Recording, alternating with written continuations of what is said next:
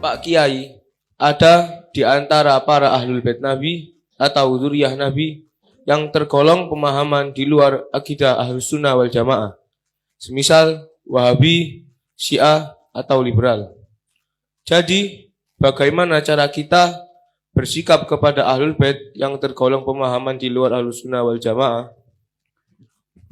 Ahlul bait keluarga Nabi kalau di Indonesia dikenal dengan julukan habaib, ya. Kalau di Mekah itu lebih dikenal dengan julukan Sayyid. Kalau di beberapa tempat lainnya, negara lainnya juga dikenal dengan panggilan Syarif. Ini istilah ya. Ada Habib, ada Sayyid, ada Syarif. Ya, begitu.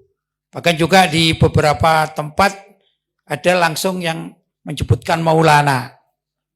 Nah, seperti Wali Songo itu ada yang dikenal dengan panggilan Maulana Ishaq. Ya, Maulana Malik Ibrahim. Nggak ada kalimat Habib, nggak ada kalimat Sayyid, nggak ada kalimat Syarif. Tapi langsung Maulana Malik Ibrahim. Itu juga salah satu dari julukan-julukan yang dikenal oleh masyarakat. Dikenal oleh masyarakat. Di Yaman panggilannya Habib. Ya. Begitu dan seterusnya. Ya, nah di Indonesia ini ikut memanggilnya Habib mengikuti tradisi orang-orang Yaman Hadramut. Paham? Nah, bagaimana kalau misalnya di kalangan dzurriyyah Nabi Shallallahu Alaihi Wasallam, misalnya nih, ada yang kafir misalnya. Loh, bagaimana itu? Kok bisa ada dzurriyyah yang kafir misalnya? Ya namanya manusia, namanya manusia. Kalau ada seorang Habib menikah dengan wanita barat, misalnya wanita barat yang asalnya itu Nasraniyah kemudian diislamkan menjadi mu'allafah, dinikahi oleh seorang Habib, sudah punya anaknya laki-laki. Sudah. Bahkan anaknya namanya Salim misalnya. Nama Islami. Tiba-tiba ayahnya wafat. Ayahnya wafat. Loh, anaknya Habib ini kan Habib juga ya.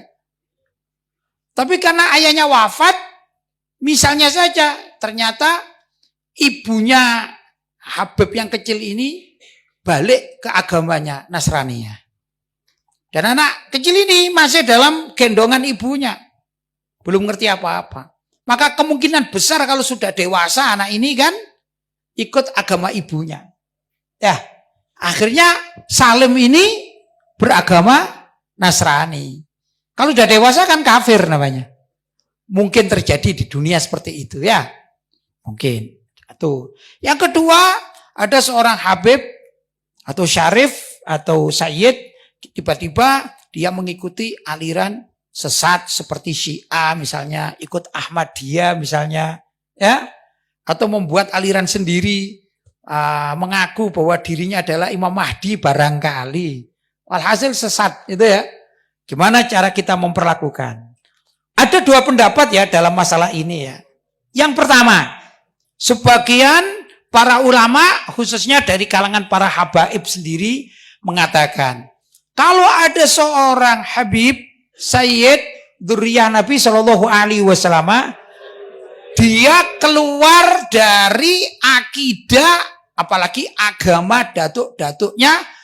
Nah, maksudnya datuk-datuknya itu adalah nenek moyangnya sampai kepada Rasulullah Shallallahu Alaihi Wasallam. Maka Habib, Sayyid, Syarif, atau dzurriyyah Nabi Shallallahu Alaihi Wasallam yang keluar dari ajaran datuk-datuknya itu sudah tidak dianggap Habib lagi. Dia sudah memutuskan tali nasab dan persaudaraannya. Ya, itu seperti putranya Nabi Nuh, Kan'an. Kan'an itu tidak taat sama ayahnya, sedangkan ayahnya itu seorang nabi.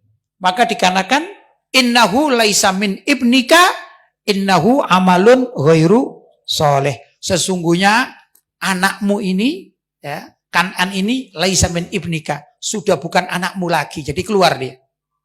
Innahu amalun ghairu sholeh, karena anakmu ini mempunyai akidah yang tidak baik, yaitu keluar jalur dari akidah ayahnya. Begitu ya. Nah, itu pertama pendapat. Paham ya?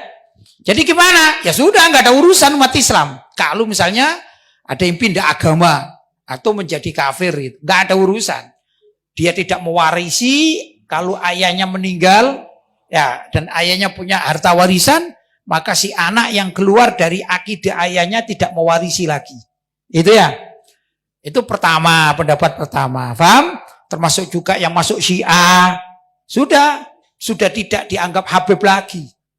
Ada juga misalnya masuk Ahmadiyah, jadi liberal, anti Al-Quran, anti Islam, Islamofobi misalnya ya. Ini sudah nggak dianggap Habib lagi, bukan dzurriyyah Nabi sudah. Begitu sebagian pendapat. Ini yang pertama. Yang kedua, ada yang mengatakan juga, ini sebagian dari kalangan habaib juga, dari ulama habaib juga ya, mengatakan begini. Kalau ada dzurriyyah Nabi, ya Habib lah, Sayyid lah, Syarif lah gitu. Yang keluar dari akidah datuk-datuknya, paham? Bahkan dia murtad. Paham ya? Maka anggap saja seperti seorang istri yang sedang haid. Gimana itu? Istri sedang haid. Kalau ada suami istri, ya, istrinya tidak haid, maka suami boleh mengumpulinya atau jima. Ya. Tapi kalau istri sedang haid, maka suami itu haram mengumpulinya atau haram jima dengan istrinya. Tapi namanya istri tetap disayangi. Begitu ya. Bagaimana maksudnya? Kalau ada dzurriyyah Nabi, baik itu Habib, Sayyid, Syarif, ya, kok menyimpang dari ajaran datuk-datuknya, dia ikut Syiah, dia jadi liberal, ya, suka ke gereja, suka ke vihara, suka ke tempat-tempat ibadah orang lain, pura dan lain sebagainya. Padahal ini dia mengaku Muslim, berarti ini orang liberal ini. Gimana caranya? Maka jauhi dia. Jangan benci dia, tapi jangan kumpul dengan dia ini. Begitu. Jadi bagaimana?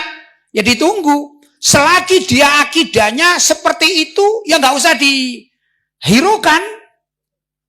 Jelas. Kalau dia datang, ya nggak usah didatangi, nggak usah bersalaman, nggak usah. Karena orang Islam itu kalau bersalaman dengan saudaranya, ya enggak, berangkulan bersalaman, itu kan berarti ada kasih sayang dan kumpul gitu ya. Nah kalau ada Habib yang liberal, Habib yang Syiah, Habib yang keluar dari akidah datuk-datuknya, tinggalin, nggak usah ikut fatwanya, nggak usah dihiraukan. Kalau dia punya majelis taklim, tinggal. Kalau dia menikah juga nggak usah hadir. Kalau diundang nggak usah datang, begitu. Anggap dia ini sedang haid. Nanti kalau suatu saat dia tobat, baru dianggap dia ini istri yang suci lagi, yang kita bisa datang kepadanya, mencari tabarukan, mendengar fatwa-fatwanya, yang benar-benar fatwanya itu fatwa yang bagus. Begitu.